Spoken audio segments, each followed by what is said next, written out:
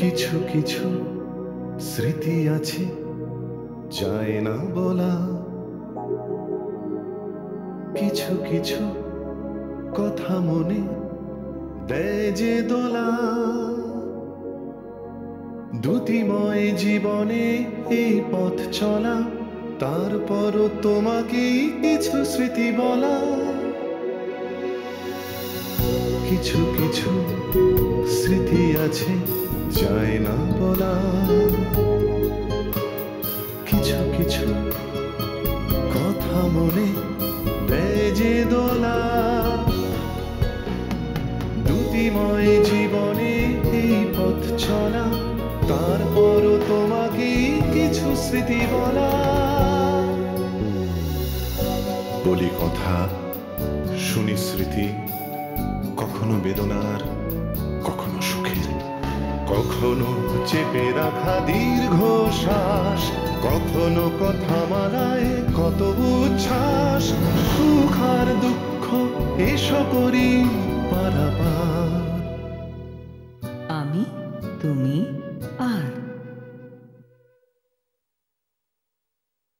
কিন্তু আমার কিন্তু মনে হয় যে ফেলুদার ভেতরে যে অনুসন্ধিৎসু মানুষটা রয়েছে সেটি তো আসল, সেখানে হয়তো আমার সঙ্গে তার একটু মিল আছে।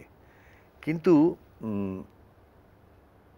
তার থেকেও বেশি মিল বোধহয় ফেলুদার, যিনি ফেলুদার স্রষ্টা তাঁর। আসলে ওই ফেলু এবং শঙ্কু ও দুটো চরিত্রেই আমার কিরকম মনে হয় সত্যজিৎ রায়েরই একটা রিফ্লেকশন। যে বিশাল জ্ঞান পিপাসা, সত্যানুসন্ধান, যেগুলো ওর চরিত্রের মধ্যে ভীষণভাবে ছিল, তারই একটা একটা যুবক চরিত্র হচ্ছে ফেলু, আর তারই একটা কি বল যে বৃদ্ধের মধ্যে দিয়ে প্রকাশিত হচ্ছে শঙ্কু। একটু doctor Jekyll and mister Hyde টাইপের ব্যাপার। না, এটা ওর অনেক লেখকেরই থাকে যে একটা আলটিরিয়ার একটা একটা আরেকটা প্রতীকের মতন একটা থাকে, যার মধ্যে দিয়ে নিজেকে উনি প্রকাশ করেন। ধরো চার্লস চ্যাপলিন নিজে ব্যক্তিগত মানুষটা যেরকম ছিলেন, আর চার্লি যাকে আমরা ছবিতে দেখতে পাই, সে দুটোর ভেতরে অনেকটা তফাৎ আছে। কিন্তু ওটা তো চার্লস চ্যাপলিনেরই মানে যা কিছু স্বপ্ন, জীবন সম্পর্কে যা কিছু ধ্যান ধারণা, সেগুলো তো ওই সেটাকে একটু ভিন্নভাবে প্রকাশ করছে, তাকে একটা কমিক রূপ দিয়ে প্রকাশ করছে। কারণ নিজের ছেলেবেলাটা খুব কষ্টে কেটেছিল, ভীষণ কষ্টে কেটেছে। আর খুব ছোটবেলাতেই বাবা মার বিচ্ছেদ হয়ে গিয়েছিল, মার কাছে থাকতেন। এবং তুমি কি জানো ওর প্রথম মঞ্চাবতরণ হয় মাত্র 5 বছর বয়সে। মার সঙ্গে মা গান গাইতে পারছিলেন, গান গাইতে পারছিলেন না, মার গানটাই গলায় নিয়ে গিয়েছিলেন। তো অসাধারণ মানুষ, এরকম অসাধারণ মানুষের খুব ঘনিষ্ঠ তুমি ছিলে না মানিকদা, সত্যজিৎ রায়। সেটি তো তার সম্পর্কে একটু বলো। জীবনের আশীর্বাদ তো সেইটি, যে জীবনে শিশির ভাদুড়ী, সত্যজিৎ রায়, এদের মতন মানুষের সংস্পর্শে এসেছি। মানিকদার সম্বন্ধে কি বলবো বলতো, মানিকদা আমার শুধুমাত্র পরিচালক ছিলেন না, এমনকি আরো বড় করে দেখালে শিক্ষক যে ছিলেন তাও নয়, তার থেকেও বেশি।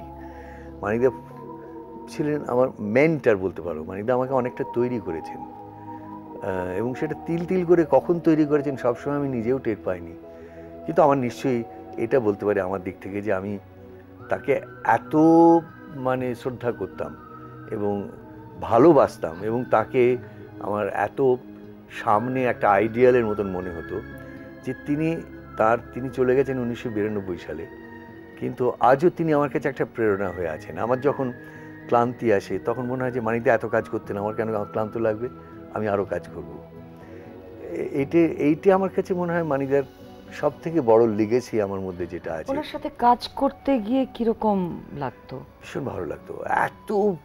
এত চিন্তাশীল মানুষ, এত বেশি ভাবতেন সমস্ত জিনিসটা নিয়ে, এবং সেটা ফ্রন্ট থেকে লিড করতেন সেটা।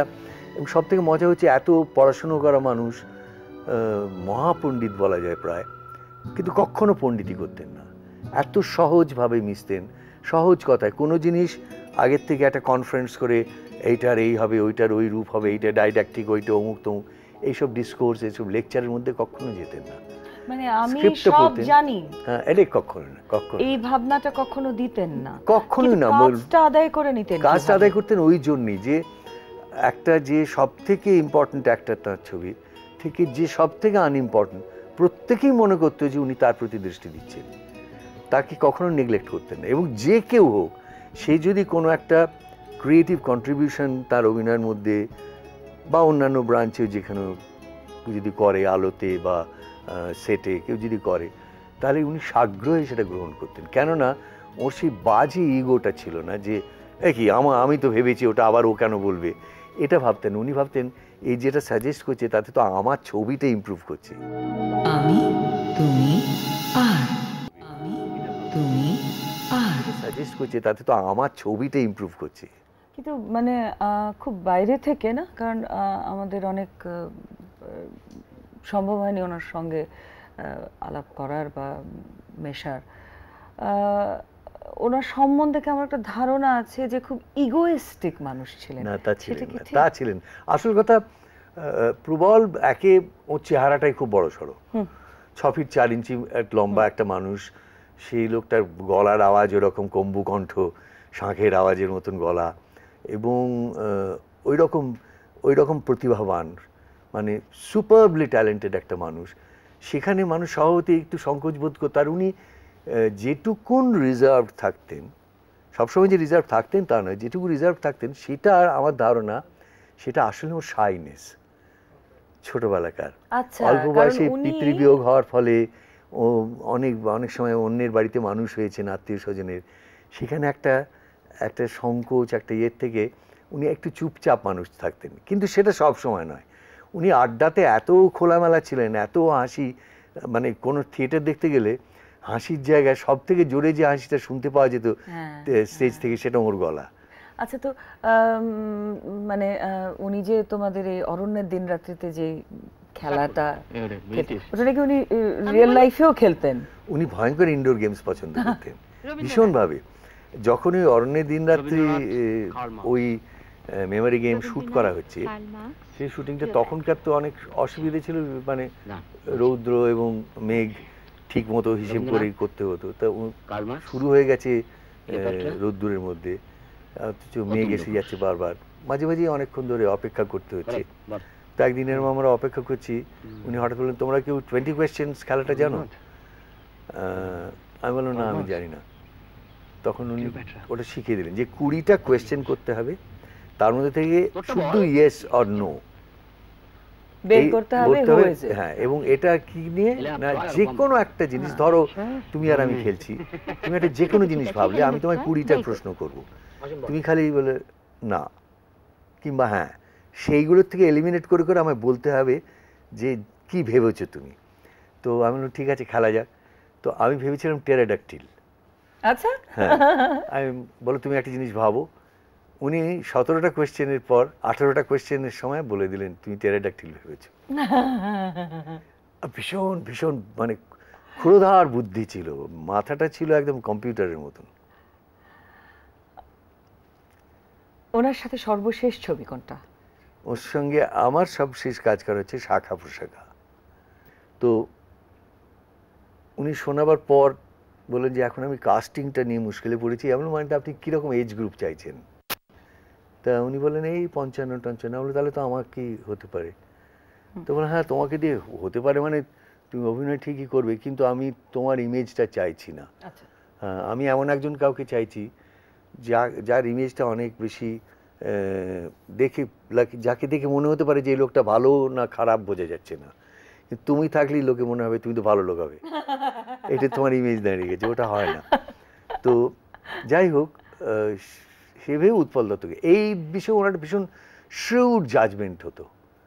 একবার কাঞ্চনজঙ্ঘা যে ছবিটা করেছিলেন, তখন অরুণ মুখোপাধ্যায় বলে বহুরূপীর একটি ছেলেকে উনি খুঁজে বের করে তাকে দিয়ে করালেন, এবং শুটিং করে যখন ফিরে এলেন তখন তো আমি যেমন মানে প্রায় প্রত্যহ দিনেরই তো আমাদের সম্পর্ক ছিল। তো আমি গিয়েছি, মানে কীরকম শুটিং হলো মানিকদা?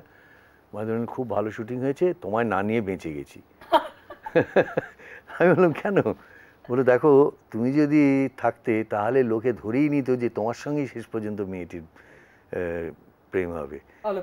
হ্যাঁ, কিন্তু অরুণ থাকায় সেই কৌতূহলটা তো প্রথম থেকে বজায় থাকছে, সুতরাং তোমার না নিয়ে খুব ভালো হয়েছে। এইরকম ছিল, ভীষণ শুড জাজমেন্ট ছিল এই বিষয়ে কাস্টিং এর ব্যাপারে।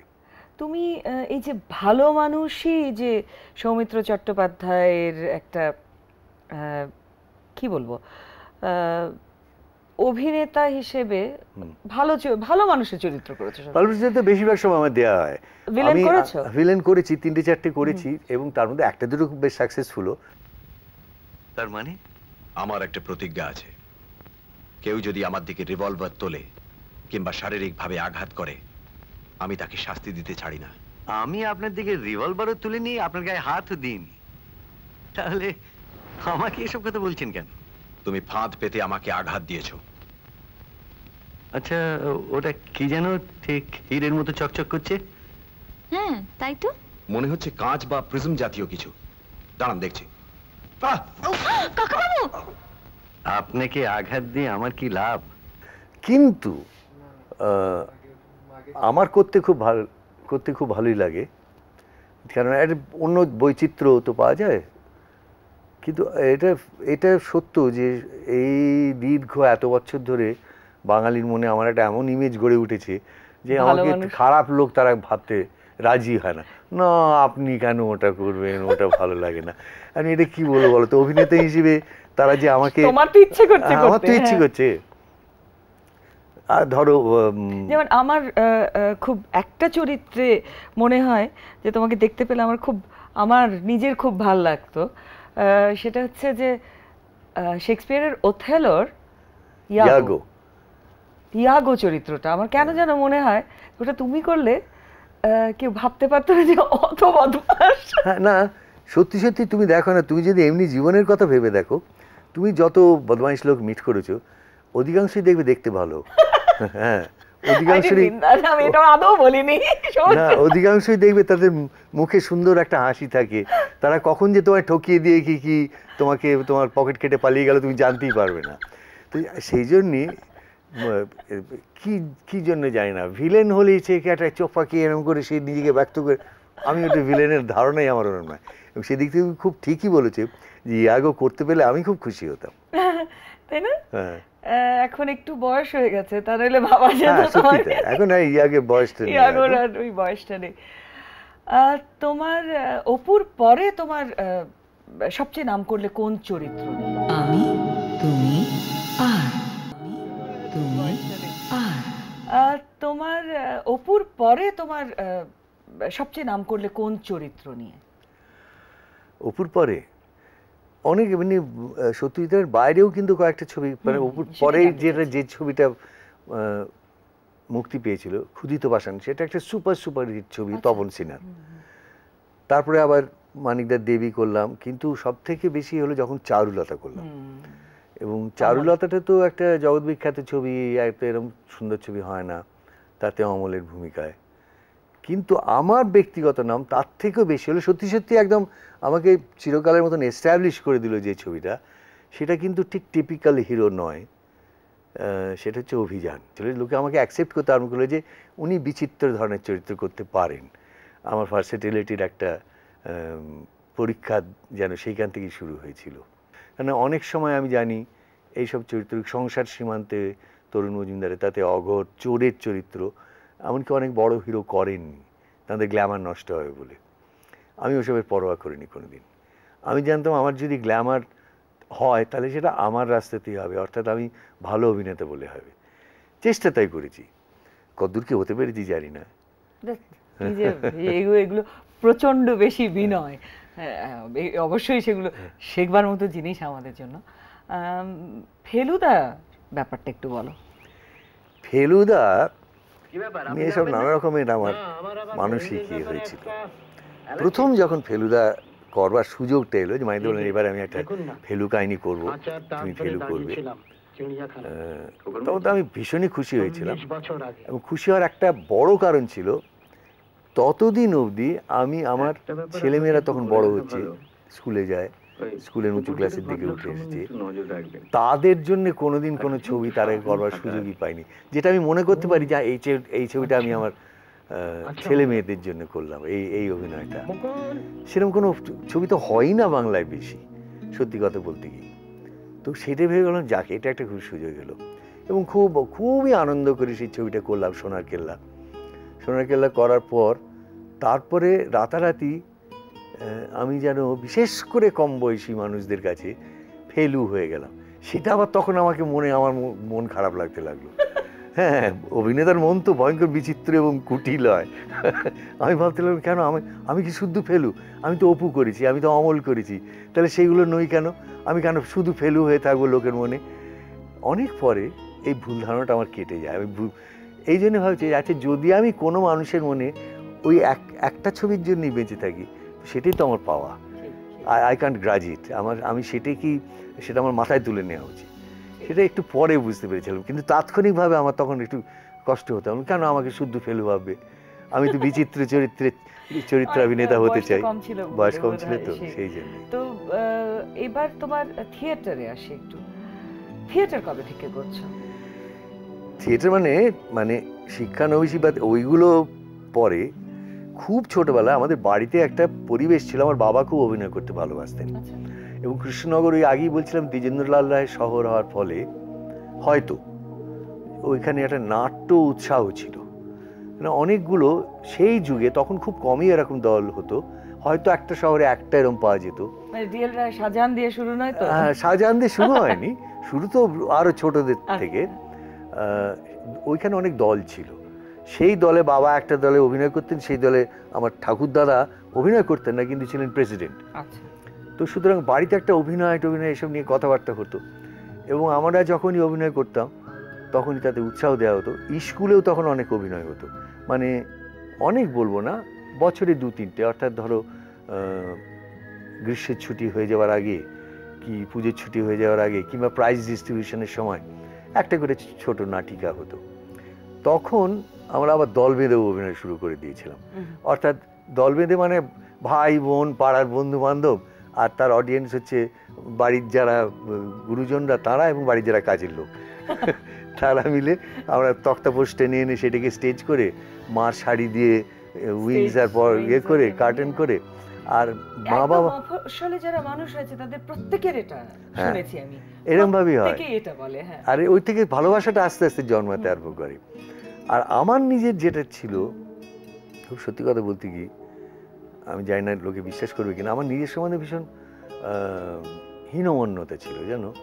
আমি ভাবতাম মানে আমাকে সেরকম ছোটবেলা থেকে বাড়িতে সবাই বলতো যে সব বাড়িতে সবাই সুন্দর, এই ছেলেটা খালি করতে কি হলো এরকম। মানে আমার বাড়ির সবাই আরো হয়তো আমি জানি না তো, হ্যাঁ তারা সবাই সুন্দরী ঠিকই, কিন্তু আমার ভাবতাম যে আমি কোথায় লুকোই। ওই অভিনয়টা আমার সেই লুকোনোর সুযোগটা দিত জানো। আর একটা লোকের সামনে আমার অতগুলো লোক বসে রয়েছে, তারা আমাকে দেখে হাততালি দিতে বাধ্য হচ্ছে, কিন্তু আসলে তো লোকটা আমি নই, আসলে তো আরেকজনের ভূমিকায় করছি। মাথায় আমার মুকুট আছে, এখানে তলোয়ার আছে, এইসব ভেবে আমার খুব ভালো লাগতো। তুমি কি মানুষটা খুব শাই? আমি একটা জায়গায় খুব শাই, তবে আমি টোটালি শাই বলতে পারি না। টোটালি শাই হলে তো এই প্রফেশনই হয়তো এক্সিস্ট করতে পারতাম না। ওই যে বললাম যে আমার দুটো দিকই আছে, একটা জায়গায় আমি খুব নির্জন মানুষ, আর একটা জায়গায় আমি খুব আড্ডাবাজ মানুষ। এবং সত্যি কথা বলছি, আজও আমি ঠিক করতে পারিনি আমি কোনটা। আচ্ছা, তো তারপর থিয়েটার কলকাতায় সেই করতে করতে আর একটু বড় হলাম, কলকাতা এলাম, হাওড়ায় যখন বাস করতে লাগলাম সেখানে দল বেঁধে করতে লাগলাম। কলেজে এসে সেটা ওই শিশির ভাদুরী থিয়েটার দেখতে দেখতে, তখন যে মুহূর্তে ওর থিয়েটার দেখলাম, সেই মুহূর্ত থেকেই মনে হতে লাগলো যে তাহলে তো থিয়েটার জিনিসটা একটা এত উঁচু ধরনের একটা উৎকৃষ্ট জিনিস হতে পারে, এটা তো কখনো আগে ভাবতে পারিনি। এবং আমি আস্তে আস্তে মনস্থির করলাম যে আমি অভিনয় করব, এবং তখন সেই মতো করে নিজেকেও পাল্টাতে লাগলাম। অর্থাৎ আমি খুব বই পড়তে ছোটোবেলা থেকেই ভালোবাসতাম। আমি ভয়ঙ্কর দুরন্ত বদমাইশ ছেলে ছিলাম ছোটোবেলায়, কিন্তু একে মারছি তাকে ধরছি, গুন্ডামি করছি, কিন্তু আমার একটা বই দিয়ে বসে দিলে ব্যাস আমি তার মধ্যে ডুবে যেতাম। তো ওই তো বললাম আমার সব থেকে উল্টো পাল্টা জিনিস আর কি। তো ওই বই পড়তে আগেই ভালোবাসতাম, কিন্তু তখন পড়াশুনোটাকে একটু কনসিয়াসলি থিয়েটার, অভিনয়, এই সমস্ত দিকে, নাট্যতত্ত্ব, তখন অ্যারিস্টটল পড়তে লাগলাম, অ্যালার্ডাইস নিকল পড়তে লাগলাম, গুস্তাভ ফ্রেতাগ পড়তে লাগলাম, যাতে অন্তত চিন্তার দিক থেকে থিয়েটারের ভিত্তিটা আরো বাড়ে। আমি, তুমি আর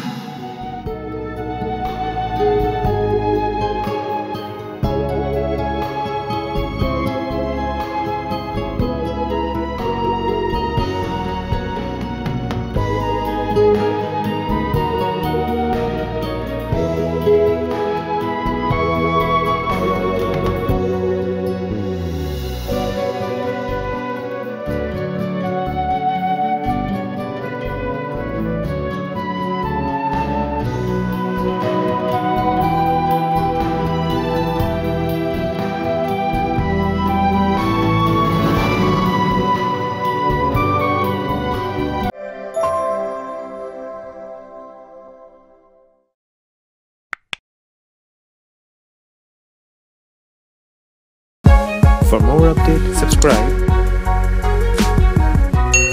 and press the bell icon on YouTube app and never miss another update.